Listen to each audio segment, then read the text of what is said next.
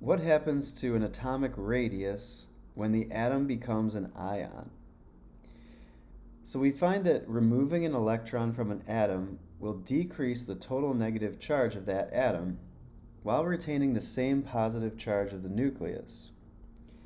We can do a calculation for that using the formula Zeff equals Z minus S, where Z is the number of protons. Now that's not going to change even though an atom became an ion, but the shielding will change. If the atom were to lose electrons, then that would decrease the shielding. Here we'd like to look at what happens to an atomic radius when an atom becomes an ion. So the atoms on the left are metals which donate electrons. So these will lose electrons. They will form positive ions, therefore.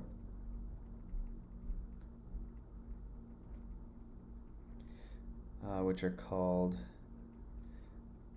cations. I always remember that these are the positive ones because the T looks like a positive to me. Now, the atoms on the right are the nonmetals, and these will gain electrons, typically,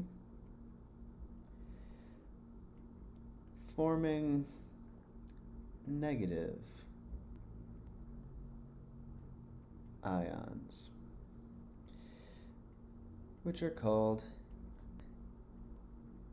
anions.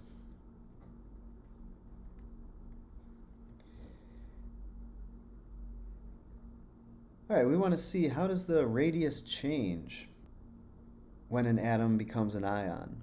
So it depends. It depends on whether that atom is gaining an electron or losing one. So whether the radius increases or decreases will depend on whether the atom had gained an electron or lost one. And we want to do a little calculation of the effective Z before and after to see why the radius is changing. Now, in this diagram, it shows the before on the left and the after on the right. So lithium originally has an atomic radius of 130 picometers, but we see that when it forms a positive ion, that radius goes down to 76 picometers. And so we want to find out, using a calculation, like, why does this happen? All right, if we look at chlorine here, chlorine had an atomic radius of 100, and after gaining an electron, the radius went up to 181 picometers, so big difference there. So first we'll compare sodium and magnesium. Let's do sodium first. The Zeff for sodium will be the Z, number of protons, minus the shielding. And so for sodium, it's got 11 protons. But when it comes to the shielding, it'll have 10 core electrons.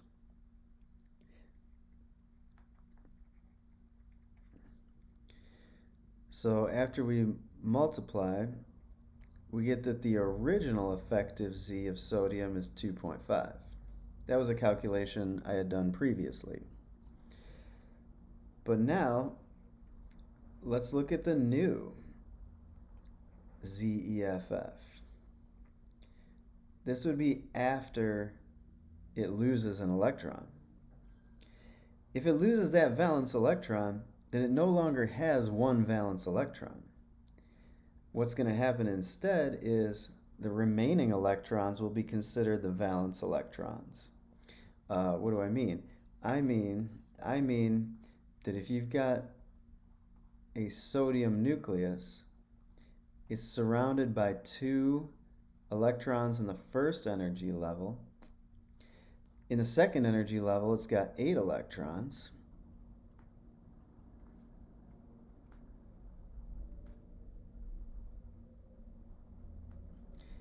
And originally, it had 1 valence electron on the outside. But that valence electron is now gone. That means that this sodium atom is going to have the same electron configuration that neon would have. So now we will have 8 valence electrons. That's going to change the radius of it, and also we can see how there would be a new ZEFF. It would be 11 positive charges minus 8 valence electrons, contributing a value of 0.35 each. And then there'll be 2 core electrons. So we get a new value of 6.5. This means that valence electrons are even more attracted to the atom than they were before. Before, they were only attracted with a value of 2.5. Now it's up to 6.5. So they're going to be more tightly held to that atom. We can see this in the picture, how the atomic radius was larger before sodium became an ion, and then it became smaller after ionization. If we do the same calculation here for chlorine, chlorine is the 17th element, so the original effective Z will be 17 minus, we'll have 6 valence electrons, contributing a 0.35 value each, and then the remaining electrons, which would be 11, those will be core electrons. So the original effective Z of chlorine is 5.55. So compared to lithium, it's a pretty strong pull that the electrons have toward the atom. But now let's see what happens after the addition of an electron. Then we would have plus 17. There will now be 7 additional valence electrons besides the one in question. And there will still be 11 core electrons. Now we'll have a value of 5.2 for the attraction of a valence electron to the atom.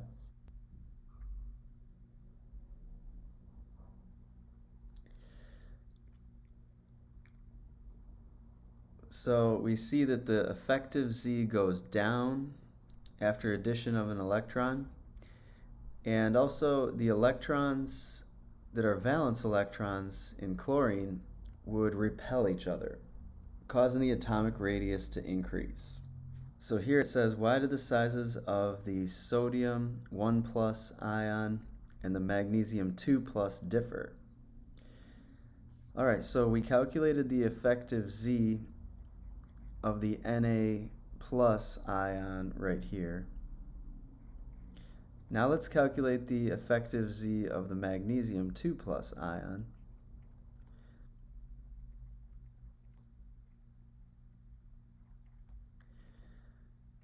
Magnesium has 12 protons. If it loses 2 electrons, it's going to have 8 valence electrons, just like the sodium 1+ ion had. And it'll have 2 core electrons, just like the sodium 1+ ion.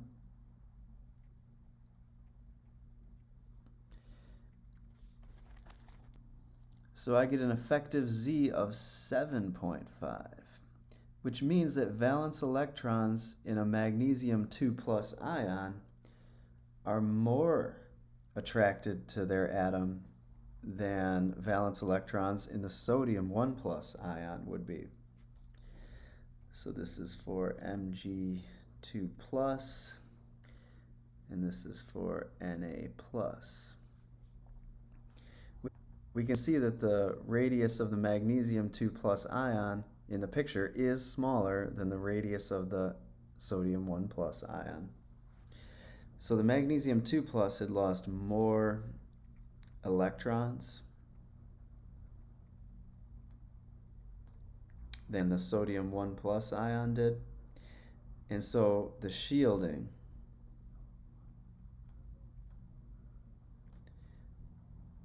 for Mg2 plus is smaller.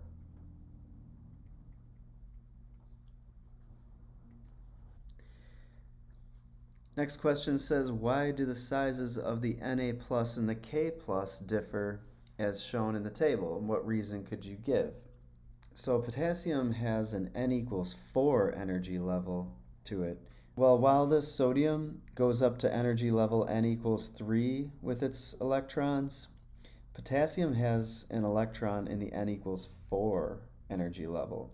So because that electron has more energy, it's going to be on average farther away from the nucleus. So that would be the reason for the potassium radius being larger than the sodium radius. So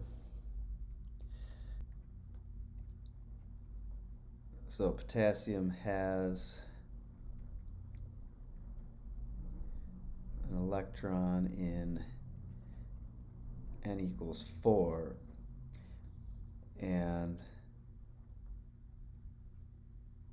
sodium's electrons